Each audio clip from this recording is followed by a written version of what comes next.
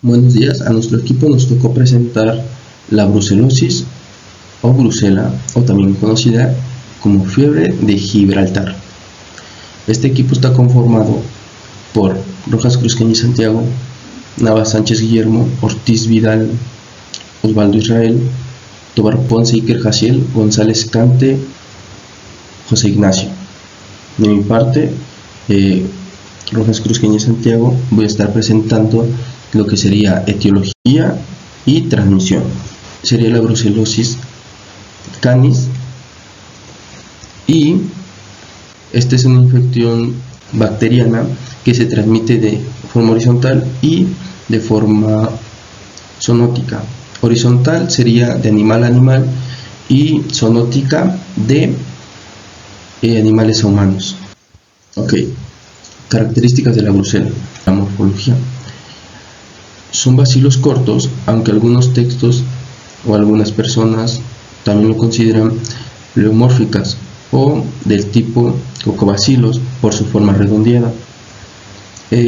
Son consideradas gram negativas, adquiriendo un color rosado rojo a través del método de Gram. En su metabolismo y movilidad son microorganismos aerobios estrictos, requiriendo oxígeno para metabolizar y sobrevivir. Son inmóviles ya que carecen de flagelos. Su crecimiento y requerimiento para el cultivo tienen un crecimiento lento en laboratorio. Cualquier modelo de cultivo que contenga peptona o dioxina de carbono es idóneo para su crecimiento a una temperatura de 35 a 37 grados. Supervivencia y estructura. No poseen una cápsula ni formas de esporas para sobrevivir en un medio ambiente. Poseen una doble membrana externa cuyo material principal son los liposacáridos o LPS. Estos LPS protección externa contra el ataque del sistema inmune y sirve como factor de virulencia. En estructura y virulización, ya lo había mencionado, tienen una doble membrana externa con lincocápsides o LPS. Los LPS, principalmente factores de virulencia, sin cápsula ni formación de esporas, protección adicional contra el sistema inmune. Esto es lo que otorga esta doble membrana y este tipo de protección. Son muy sensibles a desinfectantes, temperaturas elevadas y la pasteurización. Aquí tenemos 4 especies de brucela: la brucellosis melitensis, la brucellosis abortus, brucella suis y brucella canis. Brucella melitensis, en esta afecta principalmente a humanos y animales, o es la que se transmite de forma zoonótica, ya que es la más virulenta. Esta evoluciona en cronosidad en 98%. En la brucellosis abortus afecta principalmente a ganado, bovinos y ovejas, menor invasividad y más fácil de control terapéutico. Brucellosis suis afecta principalmente a cerdos. Es muy raro que se contagie de cerdos a humanos.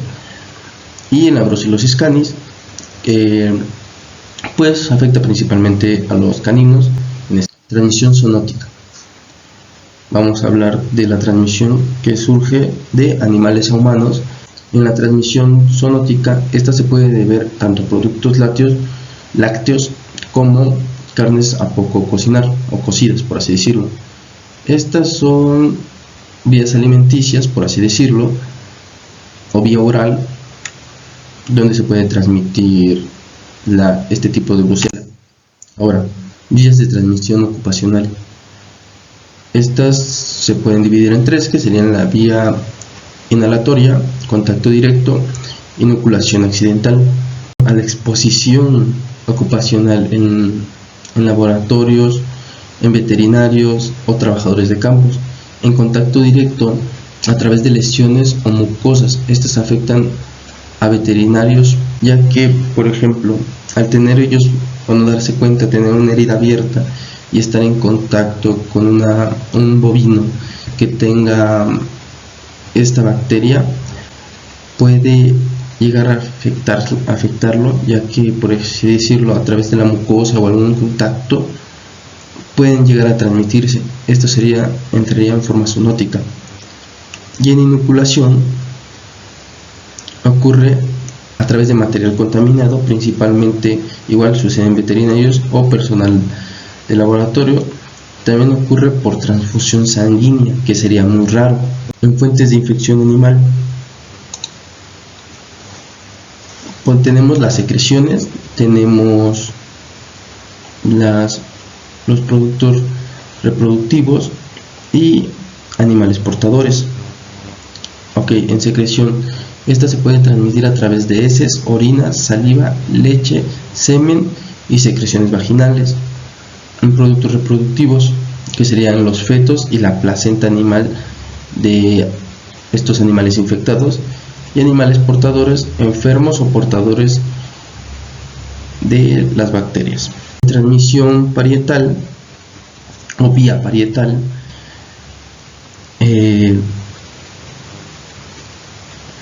es en la ingestión de leche materna o por exposición a sangre, orina o heces de la madre infectada durante el parto. La brucelosis o brucela puede infectar los tróbolos placentarios, multiplicarse y generar placetosis y abortos, como podemos mostrar en la imagen. Aquí vemos un feto abortado y se muestra, con brucela. Supervivencia de la brucela. Esta puede estar más de 57 días en leche, de supervivencia refrigerada, y 80 días en suelo resistente, en suelo o estiércol, por así decirlo. La bacteria mantiene su capacidad infectiva durante este periodo prolongado en el ambiente.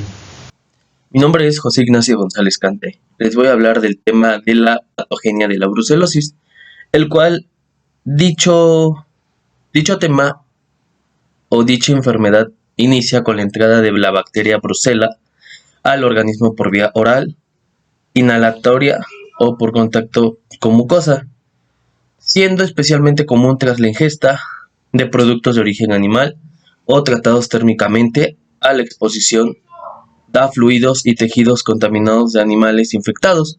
La bacteria de carácter intracelular es fagocitada por los macrófagos y otras células del sistema inmunitario, desde donde se disemina sistemáticamente a diversos órganos y tejidos como el sistema linfoide, hígado, brazo, glándulas mamarias y útero, donde se acantona y se replica, el cual lo que lleva a la aparición de la enfermedad en fases aguda y crónica. El primer punto puede ser la infección y entrada de la bacteria. Las vías de infección puede ocurrir por la ingestación de alimentos o agua contaminada, como lo había comentado anteriormente, la inhalación de aerosoles, especialmente en laboratorios o granjas. De igual forma, las fuentes de infección son las principales porque son los reservorios en los animales domésticos infectados que excretan la bacteria en fluidos como secreciones vaginales, orina, leche y sangre. Proseguimos con la invasión y diseminación, el cual la entrada de la célula del huésped de la virus Brucella, entra al cuerpo y se une a receptores en la mucosa para alcanzar los macrófagos y otras células de fagocitos. De ahí la persistencia intracelular. La bacteria es un patógeno intracelular facultativo que puede sobrevivir y replicarse dentro de los macrófagos. Diseminación sistemática. Una vez dentro del organismo, el virus, la bacteria se disemina a través del torrente sanguíneo, siendo transportadora por los leucocitos y fagocitos del sistema retículo endotelial. Punto 3 que voy a hablarles es la colonización de órganos y tejidos. Vamos a hablar como el punto 1, que es el tropismo por órganos específicos, en el cual se habla que la bacteria se acantona en órganos como un alto contenido de células del sistema linfoide, como el hígado, el brazo, las glándulas mamarias y el útero. En hembras gestantes, eso siempre es en hembras gestantes, en embarazos o cuando van iniciando el embarazo. De ahí las fases de infección. Las fases de infección se describen como una fase bacteriámica inicial. De ahí proseguimos con la segunda, que es la localización bacteriana, ver en qué parte está la bacteria o en dónde. Y por último, se lleva la infección crónica o recurrente.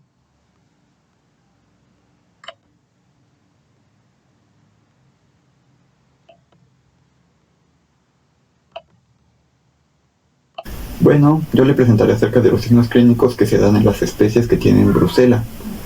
Hay dos signos clínicos principales que se dan en todas las especies que tienen brucela. El primero es el aborto y el segundo depende de la especie. En algunas especies se da la esterilidad, que no pueden tener crías. Y en otras especies sí pueden tener crías, pero estas nacen débiles, directamente muertas o mueren al poco tiempo de haber nacido. La primera especie de la cual hablaré es el perro. En el perro, la bacteria correspondiente es la Brucella canis. El signo clínico principal es el aborto. El segundo signo clínico que se puede notar en el perro es la inflamación en los ganglios laringeos, en la zona de la ingle o por debajo de la mandíbula. En el caso de machos, se nota esta inflamación de forma progresiva en la parte de los testículos. La segunda especie que le hablaré es el ovino. En esta su bacteria es la Brucella ovis. En el caso del ovino, su principal signo clínico suele ser lesiones en el epidídimo y en el escroto. Estas se pueden notar gracias al palpeo. En el caso de los machos, el signo clínico que se nota está relacionado a su esperma, puesto que sueltan poco, tienen motilidad, y si se observa bajo el microscopio, se puede notar que los espermatozoides tienen anomalías. En el caso de los ovinos, sí pueden tener crías, pero estas mueren al poco tiempo de haber nacido. La tercera especie que le presentaré es el porcino, cuya bacteria es la Brucella suis. En el caso del porcino hay dos signos clínicos que son muy notables. El primero es el cojeo y el segundo es la parálisis de las extremidades posteriores. Además de esto puede presentar orquitis, también sufre de abortos y en el caso del porcino directamente es estéril, o sea que no puede tener crías. La cuarta especie es el bovino. En el bovino también sufre de aborto. Su segundo signo clínico es que sí puede tener crías, pero estas nacen muy débiles o directamente pueden nacer muertas. Y se baja la producción de leche y también retiene la placenta. Buenos días, doctores. Me presento, soy Iker y voy a hablar acerca del diagnóstico del laboratorio.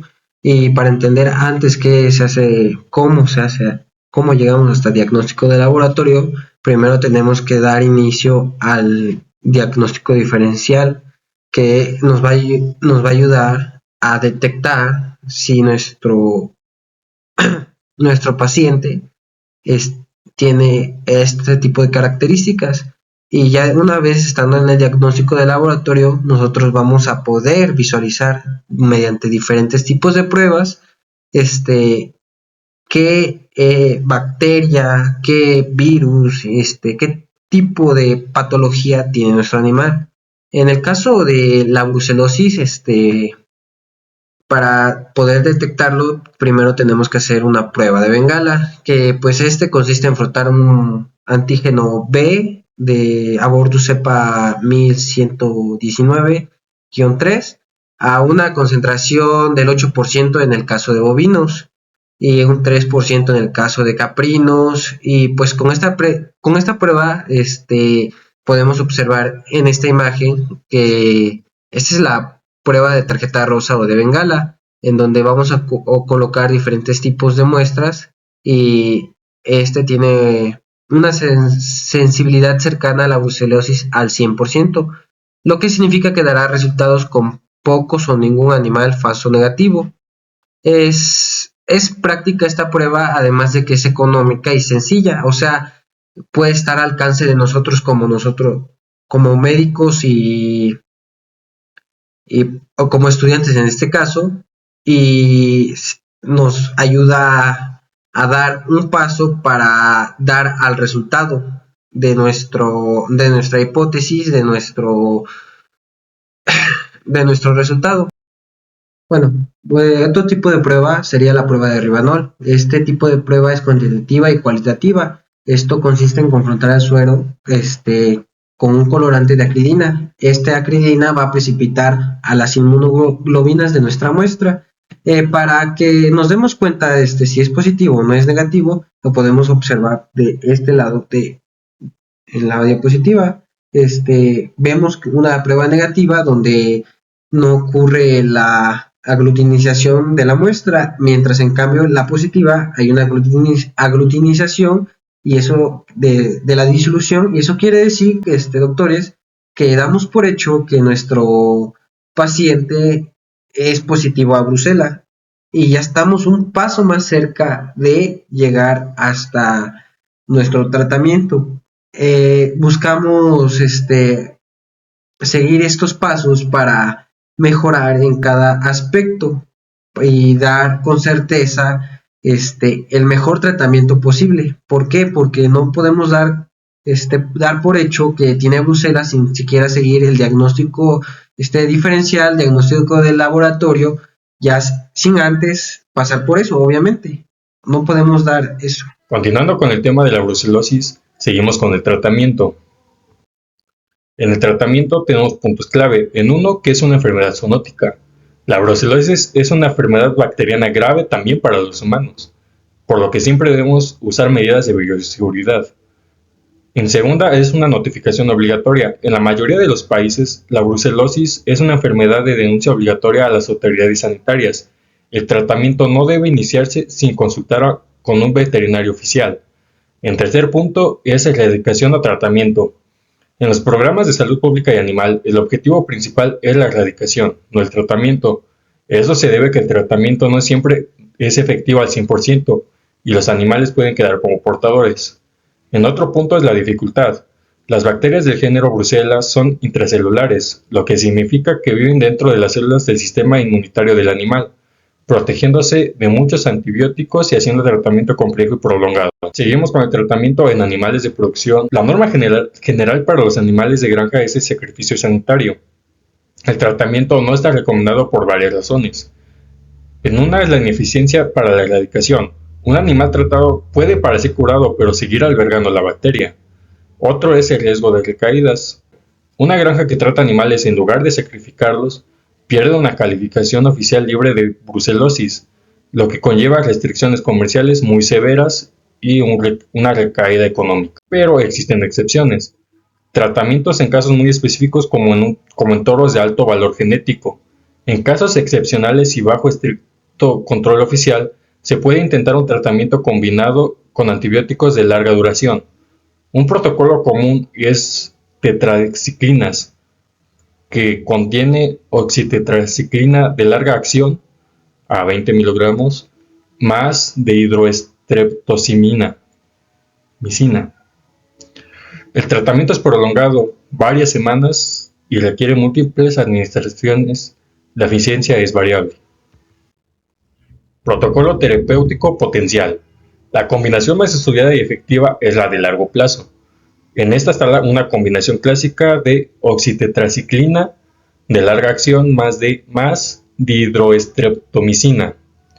En esquema, este protocolo requiere administraciones repetidas. Un esquema más común es la oxitetraciclina día 1, 2, 3, 4 que se prolongue, por ejemplo, unas 6 dosis en 12 días. La estreptomicina, 8 dosis consecutivas. En duración, el tratamiento debe extenderse por mínimo 4 o 6 semanas, por lo que es lo que decíamos, es costoso y estresante para el animal y requiere múltiples manipulaciones. La eficacia puede ser variable, puede resolver la bacteriemia y los signos clínicos, pero no garantiza la erradicación completa del microorganismo. El animal puede seguir eliminando bacterias en la leche o en partos posteriores. Existen alternativas, en algunos casos se ha usado rifamipina o florfenicol, pero hay menos estudios y no son tratamientos de primera elección. Y continuamos en perros, que es Brucella canis. El tratamiento es una opción más común, aunque no es un pronóstico reservado. Aquí el objetivo es lograr una cura clínica. Tenemos un protocolo 1 de doxiciclina más aminoglucósido, que son el más efectivo. La doxiciclina tiene una función de antibiótico de amplio espectro con buena penetración intracelular. De aminoglucósido, la streptomicina tiene una función de actividad bactericida contra Brucella. El problema, la streptomicina es de difícil acceso en muchos países y es nefrotóxica y ototóxica. En protocolos está la doxiciclina más rifampina, que es una alternativa práctica. Y lo mismo, las ventajas es un protocolo totalmente oral, más fácil de administrar para el propietario. Las desventajas es que es menos efectivo que la combinación con un aminoglucósido. Tiene una mayor tasa de recaídas. La rifampicina puede causar hepatotoxicidad y tiñe de naranja la orina, las lágrimas y la saliva. En equinos, la brucelosis en caballos suele manifestarse como bursitis, fístula de la cruz o espondilitis. El tratamiento es quirúrgico y médico. En tratamiento quirúrgico es excisión o curataje agresivo del tejido infectado en la bolsa supraatlantoaxial, que es la fístula de la cruz. Tratamiento médico adyuvante, similar al de los perros con una combinación prolongada de doxiciclina más rifampicina durante 2 o 3 meses. Y continuamos presentando una tabla en donde podemos destacar especies, protocolo de elección y la duración mínima, al igual que eficacia y consideraciones, por lo que podemos concluir que en sí no es recomendado llevar un tratamiento hacia los animales, ya que su eficacia es muy variable. Bueno, eso dependiendo de que si sea un animal de alto valor, aunque al final sigue siendo no recomendable, ya que si tomamos ejemplo una granja, el llevar un tratamiento en un animal, además de ser costoso y ser muy alargado, nada nos garantiza de que la bacteria desaparezca al 100%, por lo que puede, además de llevar a una zoonosis, seguir infectando a los demás animales, y esto puede llevar a una pérdida de producción y económica muy alta. Hablando de animales de compañía, también en sí no es muy recomendable llevar un tratamiento, porque al final tampoco hay algo que nos garantice que la bacteria desaparezca, y pues en sí puede igual llevar a una zoonosis. Y continuamos con la prevención y control. En esta tenemos pilares fundamentales. En uno, vigilancia y diagnóstico, medidas de bioseguridad, la vacunación y educación sanitaria. En vigilancia y diagnóstico, el primer paso para controlar la brucelosis es saber en dónde está.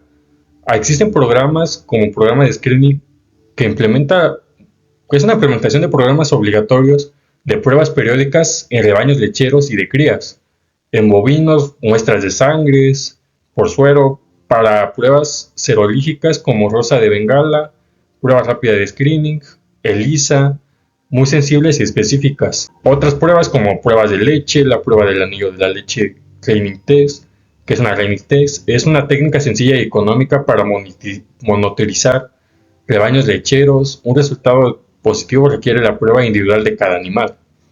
En pequeños rumiantes y porcinos se utilizan pruebas serológicas similares adaptadas a las especies.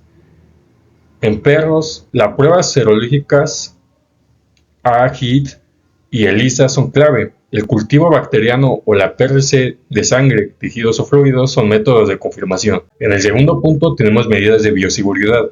Estas medidas están destinadas a prevenir la entrada del patógeno en una explotación libre. Para las explotaciones pecuarias, primero podemos tener un control de ingresos, que es nunca introducir animales de origen desconocidos o sin garantías sanitarias. Todos los animales nuevos deben prevenir de explotaciones oficialmente libres de brucelosis. En otras es el control de accesos, que es limitar la entrada de visitantes a las granjas, establecer arcos de desinfección, etc. Manejo de reproductores. En ganado bovino, realizar la inseminación artificial siempre que sea posible. Manejo de material de alto riesgo. Por ejemplo, en todo aborto debe considerarse potencialmente infectivo. Y pues tienes que usar medidas de bioseguridad normales como guantes, mascarillas, etc.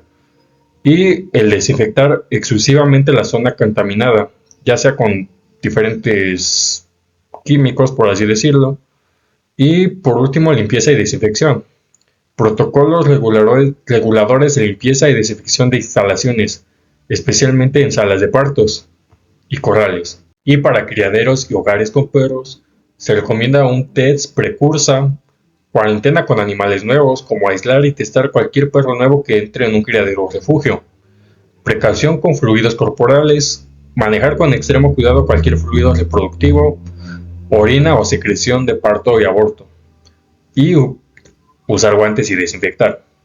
Esterilización. La castración en animales infectados, incluso después del tratamiento, es una medida de bioseguridad crucial para eliminar el riesgo de transmisión sexual y reducir la excreción de bacterias. En el punto 3, que es la vacunación. La vacunación es una herramienta útil en zonas de alta prevalencia para reducir la incidencia de la enfermedad, pero no es una medida erradicaria por sí sola. Siempre debe ir acompañada de otras medidas. En estas, pues encontramos en el bovino la cepa RB51, que es la más utilizada hoy en día. Es una cepa rugosa, sin antígeno o de superficie, que no interfiere con las pruebas serológicas de diagnóstico más comunes. En pequeños rumiantes como ovinos y caprinos está la cepa RED1, considerada la mejor vacuna para pequeños rumiantes. También interfiere en las pruebas serológicas, por lo que su uso debe ser estratégico en terneras o cabritas jóvenes. Y bueno, aquí está un punto que en porcinos y perros no hay vacunas comerciales eficaces disponibles, por lo que más o menos su prevención se basa estrictamente en bioseguridad, testados y sacrificio a tratamiento controlado. En el cuarto punto, educación sanitaria.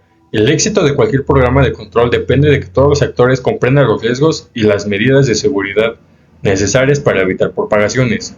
Capacitación sobre los signos clínicos de la enfermedad, su impacto económico y las medidas de bioseguridad.